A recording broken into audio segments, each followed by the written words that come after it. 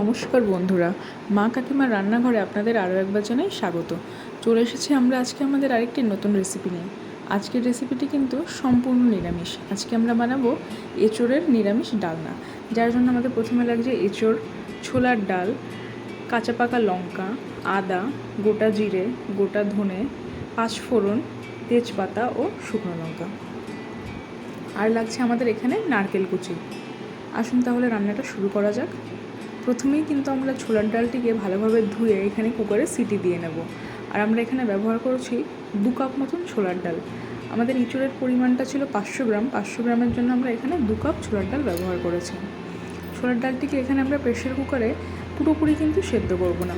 ছোলার ডালটিকে আমরা এখানে কুকারে 2টো সিটি দিয়ে মোটামুটি 80% মতো কুক করে নেব, যাতে এটা কিছুটা সেদ্ধ হয়ে যায় এবং বাকিটা রান্না করতে করতে হয়ে যাবে। এই যে আমাদের কুকারে কিন্তু 2টো সিটি পড়ে গেছে। আর আমাদের এই যে দেখে নেন, ছোলার ডালটাও কিন্তু 80% কুক। এটা আপনারা একটু হাত দিয়ে চেক করে নেবেন যাতে খুব বেশি শক্ত না থেকে যায়, এভাবে যাতে চাপ দিলে একটু ভেঙে আসে। এবার আমরা কড়াইতে দিয়ে দিচ্ছি সর্ষের তেল। তেলটি গরম হয়ে গেলে আমরা এখানে আগে থেকে কেটে রাখা এঁচোড়গুলোকে ভালোভাবে ভেজে নেব।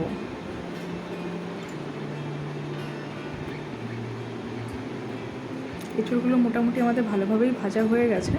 এঁচোড়গুলো ভাজা হয়ে গেলে আমরা তুলে নেব। এরপর আমরা এই একই তেলে কিন্তু ভেজে নেব আমাদের কুচিয়ে রাখা নারকেলগুলো।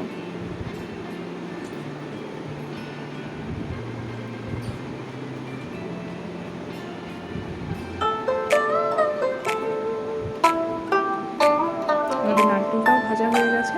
নারকেল ভাজাটাকেও এবার আমরা তুলে আলাদা করে রেখে দিচ্ছি।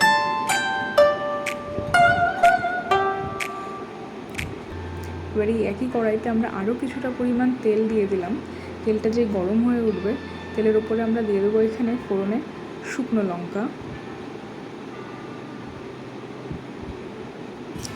পাঁচফোড়ন যেটা আমরা রেখেছিলাম ফোড়নে দেওয়ার জন্য, আর দিয়ে দেবো এখানে আমরা তেজপাতা। এটা একটু নাড়িয়ে চাড়িয়ে নিয়ে তারপর আমরা যে গোটা মশলাগুলো রেখেছিলাম, জিরে, আদা, কাঁচা পাকা লঙ্কা ও ধনিয়া, সেই সবটারও আমরা পেস্ট এখানে দিয়ে দিচ্ছি।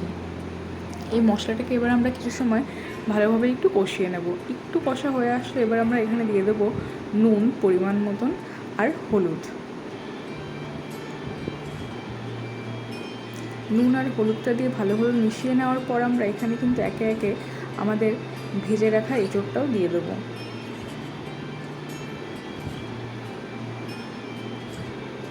এরপর আমরা এখানে একে একে অ্যাড করব আগে থেকে সিদ্ধ করে রাখা ছোলার ডাল আর ভেজে রাখা নারকেলটা।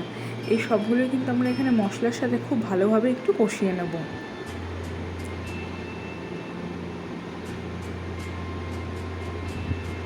যখন দেখবেন মশলাটা খুব সুন্দরভাবে কষা হয়ে আসছে, তখন আমরা এখানে দিয়ে দেবো জল। আপনারা এখানে কিন্তু গরম জলেরই ব্যবহার করবেন, আমরাও গরম জলেরই ব্যবহার করেছিলাম। আর এখানে আমরা খুব বেশি জল ব্যবহার করব না, কারণ কি ছোলার ডালটাও আগে থেকে সেদ্ধ করা ছিল আর এঁচোড়গুলোও ভাজা ছিল। হালকা কিন্তু এটা গা মাখা মতন হবে, খুব বেশি ঘন ঝোল হবে না। হালকা একটু ফুটে উঠলেই এর ওপর থেকে আমরা দিয়ে দেবো 1 চামচ ঘি আর দিয়ে দেবো 1 চামচ চিনি। আমাদের রান্না কিন্তু প্রায় রেডি।